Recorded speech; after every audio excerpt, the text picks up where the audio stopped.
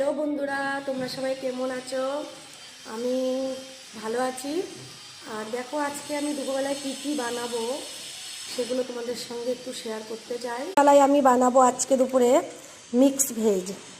তার জন্য আমি একটু ফুলকপি নিয়ে নিয়েছি, একটু গাজর কেটেছি, একটু বিনস, একটু শিমলা মির্চ, তারপরে আছে মটর, এই পনির, এটা পেঁয়াজ দেবো একটুকুনি, একটু মটর, একটু পাত্তাগোবি, আর একটুকুনি আছে কাজু বাদাম, আর ধনে পাতাটা চাটনি বানাবো আমলা দিয়ে। আর হলো, তোমরা তো দেখলে কী কী দেবো মিক্স ভেজে।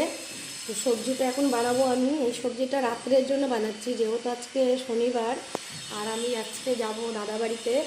তো ওরা সবাই বলেছিল যে ওরা তো বেশিরভাগই ননভেজ বানায়, ওই জন্য আমি এই ভেজটা বানিয়ে নিয়ে যাবো। সবার পছন্দ হয় এর জন্য। বাকিটা পরে দেখাবো কীরকম করে বানালাম।